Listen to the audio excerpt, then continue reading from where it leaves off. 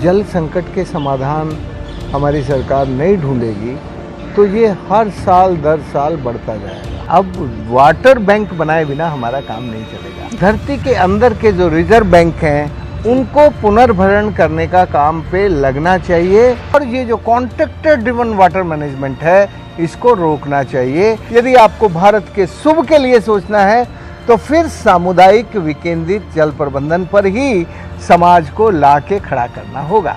खेत का पानी खेत में, गांव की माटी गांव में और गांव में बने खाद हर घर में और बीज हो अपने घर का और ग्राम सभा करे फैसला गांव के भविष्य का।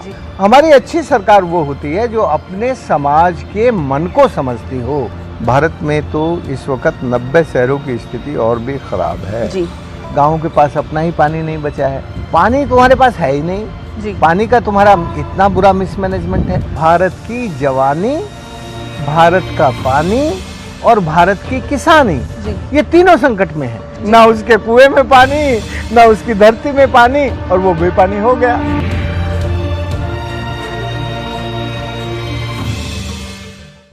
नमस्कार, आज के कार्यक्रम में आप सभी का बहुत बहुत स्वागत है। मैं हूं पूर्णिमा शर्मा और भारत में नई सरकार बनने जा रही है। एक बार फिर प्रधानमंत्री नरेंद्र मोदी शपथ लेने जा रहे हैं और एक बार जब वो दोबारा शपथ ले रहे हैं तो कई बड़ी चुनौतियां हैं सरकार के सामने। उनमें से एक बहुत बड़ी चुनौती है पानी की, पर्यावरण की। और इस पर चर्चा करने के लिए हमारे साथ बेहद खास मेहमान मौजूद हैं। हमारे साथ मौजूद हैं जल पुरुष, water man of India Rajendra Singh ji. बहुत बहुत स्वागत है राजेंद्र जी आपका हमारे कार्यक्रम में। तो जिस तरह हम देख रहे हैं कि पानी की समस्या, इस बार ये कहा जा रहा है कि जो वाटर क्राइसिस है वो शायद भारत के इतिहास में सबसे बड़ा वाटर क्राइसिस इस साल हो सकता है। जून में पानी कम वर्षा होगी और जुलाई में भी ये संभावना जताई जा रही है कि वर्षा का जो स्तर है वो कम हो सकता है। तो जब इस तरह की इस साल हम समस्या देखने जा रहे हैं और ये पानी की समस्या विश्व स्तर पे भी बहुत बड़ी हो सकती है, भारत में खासतौर पे इस साल ये समस्या काफ़ी बड़ी है राजेंद्र जी। तो जब हम जल संरक्षण सरकार की प्राथमिकता क्यों होनी चाहिए? देखो, इस साल भारत के 17 राज्यों के 265 जिलों में पानी का संकट है, पेयजल का संकट है। और ये जो पेयजल का संकट है इसके समाधान के उपाय हमारी सरकारें टैंकर से कर रही हैं। टैंकर कभी समाधान नहीं होता। वो तो जहाँ पानी नहीं है वहाँ केवल पानी पहुँचाने का, ट्रांसपोर्टेशन का काम करता है। जल संकट के समाधान हमारी सरकार नहीं ढूंढेगी तो ये हर साल दर साल बढ़ता जाएगा। क्योंकि जब हम हमारी पानी की ज़रूरत को पूरी करने वाले बादल पानी लेके आते हैं तब हम सो जाते हैं और जब वो बरस के चले जाते हैं और फिर पानी का संकट आता है तब हम हाहाकार करते हैं। ये पानी का समाधान नहीं है। पानी का समाधान है कि जब बादल पानी लेकर आता है और बरसता है, जहाँ वो बरसता है वहीं उसके साथ उन बूंदों को पकड़ के धरती के पेट में रख दें तो वहाँ से सूरज चोरी नहीं कर सकता। फिर वो पानी हमारे जीवन को चलाने के काम आएगा।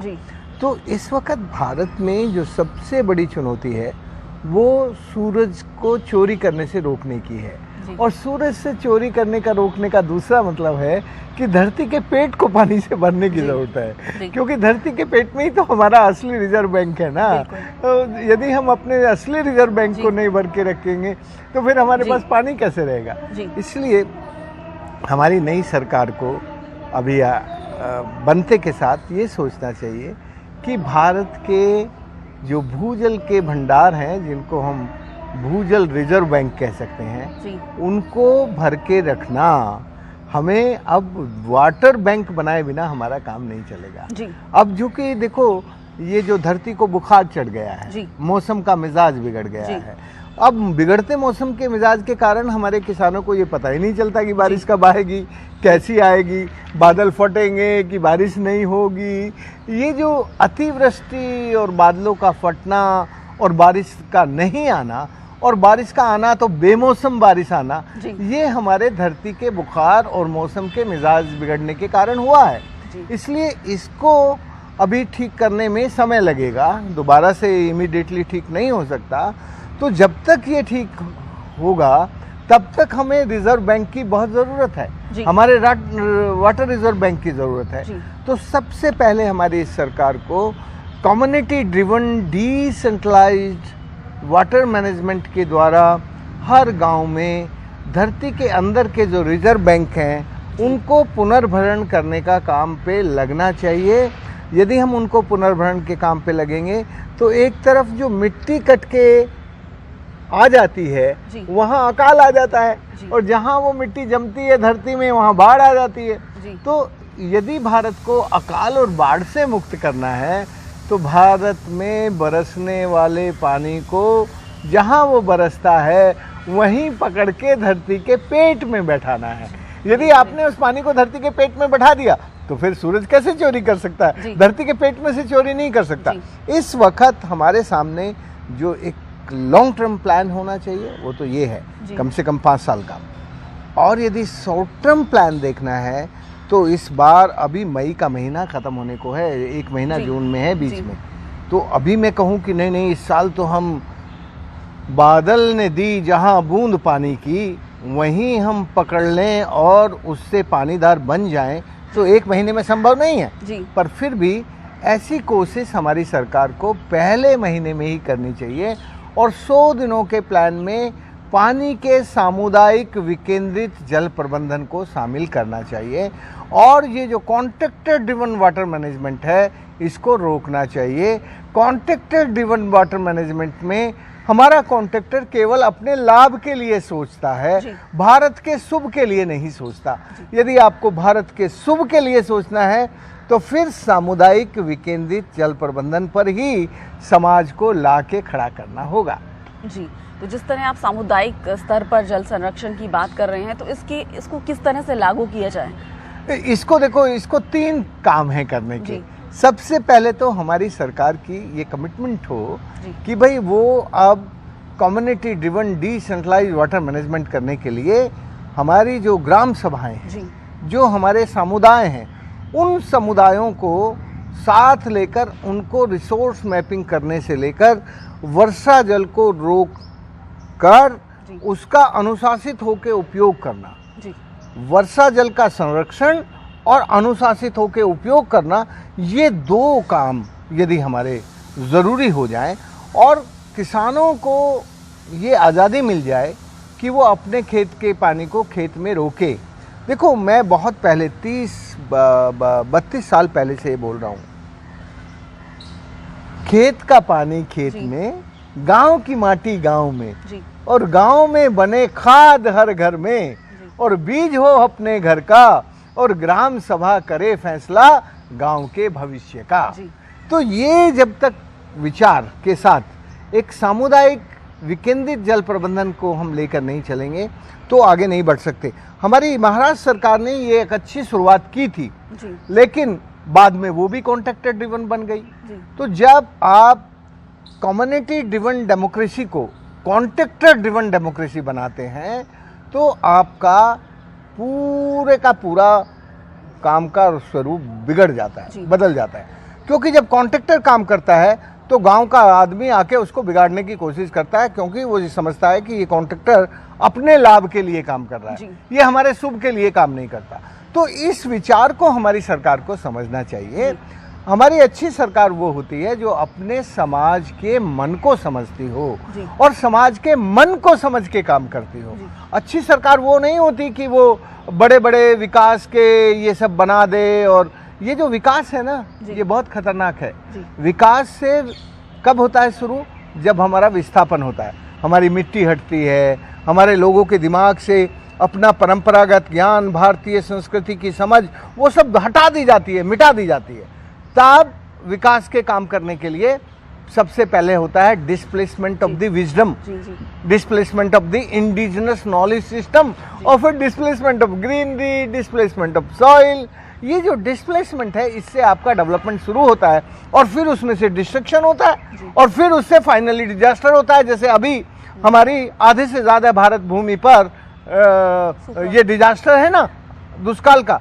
इसलिए हमें ऐसा लगता है कि हमारी सरकार को अभी बिल्कुल बहुत अच्छा समय है जबकि इस बार हमारे देश के गरीब से गरीब इंसान को पानीदार बना के, गरीब से गरीब इंसान को पानी का अधिकार दे के, देखो भारत के संविधान में कुछ बहुत अच्छी चीज़ें हैं। भारत का संविधान कहता है कि जीने का अधिकार सबको समान है भारत में, और जीने के लिए जो भी संसाधन है वो उस पर उनका समान हक है। इसलिए यदि हम अपने संविधान के प्रकाश में काम करना चाहते हैं तो फिर हमें एक समतामूलक व्यवस्था बनानी पड़ेगी, और समतामूलक व्यवस्था बनती है जब आप अपने समुदाय का सम्मान करते हैं, जब आप अपने समुदाय के ज्ञान का सम्मान करते हैं, जब आप अपने समुदाय के काम का सम्मान करते हैं। तो ज्ञान और काम का सम्मान करने की इस वक्त हमारी सरकार की ज़रूरत है। मुझे लगता है कि जितने बड़े मतों से ये सरकार जैसे भी आई है, वैसे के वैसे लोगों को ये सम्मान देना चाहिए। लोगों ने ही उनको वोट दिया है, तो यदि लोगों ने उन्हें वोट दे के दिल्ली भेजा है तो भैया तुम यदि उनको सम्मान नहीं दोगे तो वो तुम्हारी दिल्ली से गद्दी छीन लेंगे। उनके अंदर छीनने की ताकत है। जी, जिस प्रचंड बहुमत के साथ इस बार वोट दिया गया, मैंडेट दिया है सरकार को, तो जिम्मेदारी भी उतनी बढ़ जाती है, उम्मीदें भी उतनी बढ़ जाती हैं। भारत की स्थिति देखिए तो आधे से ज़्यादा, जिस तरह आप कह रहे हैं कि सूखे से ग्रसित हैं हमारे जो ज़िले हैं, 17 राज्यों में 365 ज़िले हैं, और करीब करीब आधा भारत सूखे की चपेट में है, और इतिहास का सबसे बड़ा वाटर क्राइसिस इस साल भारत झेल रहा है। तो ऐसे में जब आप ग्राउंड वाटर की बात करते हैं कि ग्राउंड वाटर को रिजुवनेट करने की ज़रूरत है, तो उसके क्या तरीके हैं, किस तरह से ज़्यादा से ज़्यादा ज़िला स्तर पे हो, चाहे ब्लॉक लेवल पर हो, चाहे पंचायत के स्तर पर, राज्य के स्तर पर, और केंद्र सरकार की क्या नीति हो जिससे कि हमारे जो ग्राउंड वाटर के रिसोर्सेज है वो रिचार्ज हो सकें। क्योंकि एक ऐसे जो रिपोर्ट्स आ रही है कि 21 जो शहर ऐसे हैं जिसमें कि हैदराबाद, दिल्ली, बॉम्बे जैसे बड़े जो शहर है, शिमला जैसा शहर ऐसे हैं जिनमें ग्राउंड वाटर अगले साल तक खत्म हो जाएगा। तो क्या किया जाए? देखो, ये तो जीरो वाटर डेज डिक्लेयर होने वाले 21 शहरों का नाम तुमने लिया जी। भारत में तो इस वक्त 90 शहरों की स्थिति और भी खराब है जी। यदि आप अभी तक देखें तो अभी तक तो आप गांवों का पानी लाके शहरों को पिलाते रहे जी। अब शहरों गांवों के पास अपना ही पानी नहीं बचा है जी। तो तुम्हारी मशीन, तुम्हारी पाइपलाइन अब कहाँ से पानी लेके आएगी जी। और हमारी सरकारों के जो मैनिफेस्टो हैं, राजनेताओं के जो राजनीतिक दलों के मैनिफेस्टो हैं, वो पाइप सबके घर में पहुंचाने और टोंटी घर में पहुंचाने की बात करते हैं जी। लेकिन वो पानी पहुंचाने की बात नहीं करते जी। पानी तुम्हारे पास है ही नहीं जी। पानी का तुम्हारा इतना बुरा मिसमैनेजमेंट है। तो जब तक तुम अपने सोर्स को ठीक नहीं करोगे, पाइपलाइन से तो लोग पानी नहीं भी घर में जाएगा तो पैदल चल के ले आएंगे। यार मैं 15 किलोमीटर दूर से पानी ला के पिया है मैंने जी। तो हम पी लेते थे ना, जीवित ही थे ना, अभी अच्छे हैं ना जी। तो जब आप केवल पाइप से लोगों को काम करना छुड़वाना चाहते हैं क्योंकि आपको बड़ी कंपनियों का लाभ पहुंचाना है जी। बड़ी कंपनियों के पाइप बिकवाने हैं, तो जब आप बड़ी कंपनियों के बनाए हुए डीपीआर पे काम करते हैं जी। तो आप अपने समाज के भले का नहीं सोचते, तब तो आप अपनी कंपनी के भले का सोचते हो। तो इस वक्त ऐसा लगता है कि हमारी सरकारों ने ये तय ही कर लिया है कि उनको अपनी कंपनियों का भला करना है, उनको अपने समाज का भला करने का भाव दिख नहीं रहा है। यदि समाज का भला करने का भाव दिखता तो सबसे पहले हर गांव में पानी हो, हर गांव पानीदार हो, हर गांव अपने को जिंदा रख सके अपने उसमें, उस सोर्स पे काम किया जाता। उस सोर्स पे काम नहीं किया जा रहा है। इसलिए मेरा कहना है कि इस बार ये सरकार देश को, गांव को, शहर को पानीदार बनाने के लिए मूल स्रोतों को पानीदार बनाने का काम करेगी, ऐसा मैं अपेक्षा करता हूँ जी। साथ ही हम देखते हैं कि जो मिलिट्री एरिया होते हैं, आर्मी एरियाज होते हैं, उनमें वाटर मैनेजमेंट बहुत बेहतर होता है। वहाँ पर आप सड़क के साथ साथ ऐसे प्रोविज़न होते हैं जिससे कि पानी, वर्षा जल ज़मीन में जाए, भूजल स्तर बढ़े। ऐसे हम जो हमारे सिविल एरियाज़ हैं, ऐसी हम क्यों व्यवस्था नहीं कर सकते कि सड़क के साथ साथ आपकी ऐसी व्यवस्था हो कि पानी जो है वो हमारे ग्राउंड वाटर को रिचार्ज करने में इस्तेमाल हो सके? मध्य प्रदेश में ये जो पुल है ना पीडब्ल्यूडी के जी, उन्हीं को हमने 2 फीट ऊपर करने का एक विचार दिया था जी, और वहाँ की सरकारों ने उस काम को किया था जी, और इतना अच्छा पानी का असर हुआ जी। कि वो पानी रुकने लगा, रिचार्ज होने लगा जी। और पैसा कुछ खर्च हुआ नहीं। जी, तो जब सरकारें ये सोच लेती हैं कि उनको अपने देश को पानीदार बनाना है, अपनी जगह को पानीदार बनाना है, जी, तो देखो अभी भी हम बेपानी नहीं हैं, जी, अभी भी हम पानीदार हैं, जी। लेकिन हमें पानीदार बनने के लिए कुछ कोशिश करनी पड़ेगी। यदि हम कोशिश ही नहीं करेंगे तो कैसे होगा, और हम पानी का काम केवल कॉन्ट्रैक्टर को और प्राइवेट कंपनियों को दे देंगे तो फिर हम कैसे पानीदार होंगे। इसलिए हमें यही कहना है कि भाई इस देश में जो ये संकट है पानी का, इस संकट के समाधान के लिए भारत के समाज को और राज्य को दोनों को मिलना चाहिए, और दोनों राज्य और समाज जब मिल जाएगा तो ये बेपानी भारत देश पानीदार बन जाएगा और फिर सब जगह हरियाली बढ़ेगी, लोगों को काम मिलेगा। तुम्हें पता है आज का सबसे बड़ा खतरा क्या है? जी। आज गांव भारत की जवानी, भारत का पानी और भारत की किसानी, जी, ये तीनों संकट में है। जी, जवान अब गांव में रह के खेती कर नहीं सकता क्योंकि जी। उसके पास पानी नहीं है, जी, तो जवानी बाहर जा रही है गांव से, और जो पानी है वो है ही नहीं, जी, और जो किसानी है वो बिना पानी के कैसे हो सकती है, खेती कैसे हो सकती है। तो इस वक्त इस देश में जवानी, पानी और किसानी, इन तीनों पर संकट है।